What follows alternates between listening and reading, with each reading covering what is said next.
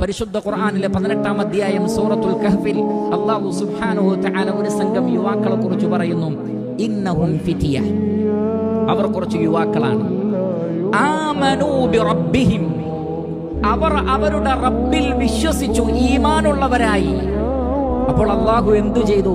വസിദ്നാഹും ഹുദാ, അവർക്ക് മാർഗദർശനം അല്ലാഹു വർദ്ധിപ്പിച്ചു കൊടുത്തു. നമുക്ക് ജീവിതത്തിൽ ശരിയായ മാർഗദർശനം ലഭിക്കണോ? നമ്മുടെ അഖീദ ശരിയാക്കണം. എവിടെയൊക്കെ നമുക്ക് തകരാറുകളുണ്ടോ ആ തകരാറിന്റെ പ്രശ്നം നമ്മുടെ ഈമാനാണ്.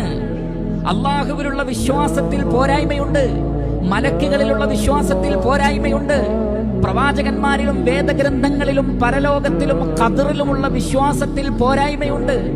ഈമാൻ കാര്യങ്ങൾ സ്ഫുടം ചെയ്തെടുത്ത് മനസ്സിലാക്കി പഠിച്ച് പ്രാവർത്തികമാക്കിയാലേ ഹിദായത്ത് ലഭിക്കൂ.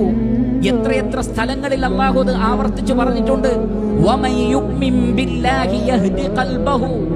ആരാണോ അല്ലാഹുവിൽ വിശ്വസിക്കുന്നത് അവരുടെ ഹൃദയത്തിന് അല്ലാഹു ഹിദായത്ത് നൽകുന്നതാണ്. അവരുടെ ഈമാൻ കാരണം അല്ലാഹു അവർക്ക് ഹിദായത്ത് നൽകുന്നതാണ്.